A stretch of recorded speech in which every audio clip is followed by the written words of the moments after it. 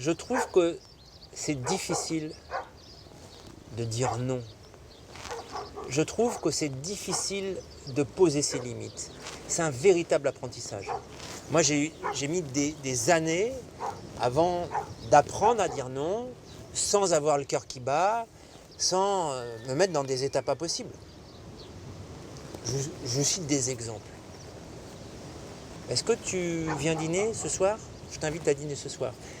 Est-ce que tu pourrais m'aider à déménager ce week-end ? Est-ce que tu pourrais me prêter de l'argent ? Qu'est-ce que tu réponds ?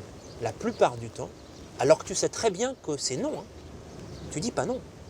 Tu dis peut-être, on va voir, je vais réfléchir.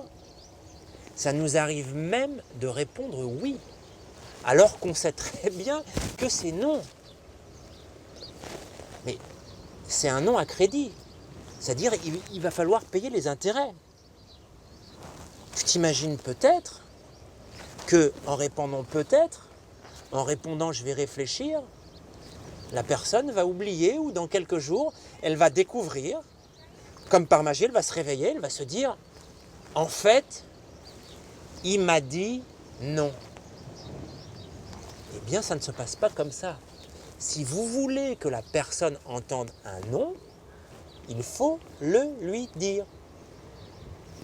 Et c'est là toute la difficulté. Parce que on a beaucoup de mal à dire non. Pourquoi on a du mal à dire non ? Je pense pour deux raisons. La première, c'est que quand on nous dit non à nous, on a l'impression d'être rejeté. On vit le rejet. Et donc inconsciemment, on se projette chez l'autre, on n'a pas envie de lui faire vivre ce rejet. La deuxième chose, c'est que c'est comme si après on va se sentir redevable. On ne va pas savoir ensuite dire non parce que quelqu'un nous a rendu plusieurs services, on se sent redevable et quand à son tour elle nous demande un service, on dit non, je ne peux pas lui faire ça. Et là, il y a peut-être quelque chose à changer. Alors, ce que je vous propose, au lieu de vous concentrer sur le non, concentrez-vous sur un oui. Lorsque je dis non à quelque chose, à quoi je dis oui ? Alors bien sûr, au début, c'est pas évident. Lorsque je dis non à un repas au restaurant, à quoi je dis oui ? Eh bien peut-être que je dis oui à un besoin de repos. Le oui, il faut chercher derrière à quel besoin je réponds, à quelle valeur je réponds. Évidemment, lorsqu'on vous demande de déménager, si vous voulez dire non et que ça vous ennuie, vous n'aurez peut-être pas envie d'être sincère, je ne sais pas. Essayez d'être honnête avec vous-même. Plus vous allez être honnête avec vous-même, plus les gens vont sentir qu'ils peuvent compter sur vous. Parce que quand vous allez dire non, c'est non, on ne va pas plus loin. Mais quand vous dites peut-être ou que vous dites oui, on sait qu'on peut compter sur vous. Et ça apporte beaucoup de sécurité dans une relation. Pour l'autre,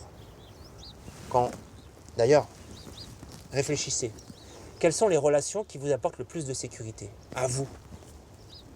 C'est lorsque vous allez voir quelqu'un et que vous savez très bien que la personne va oser vous dire les choses.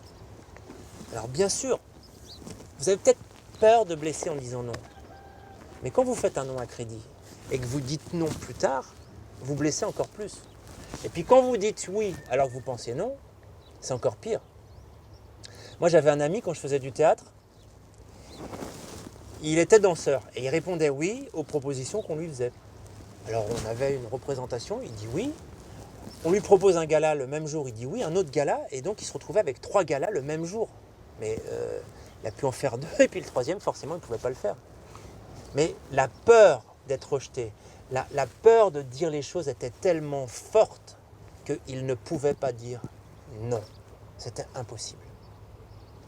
Alors ma recommandation, c'est d'apprendre à dire non déjà sur des petites choses. 1. 2. Sans vous justifier. 3. Sans procrastiner. Tout de suite.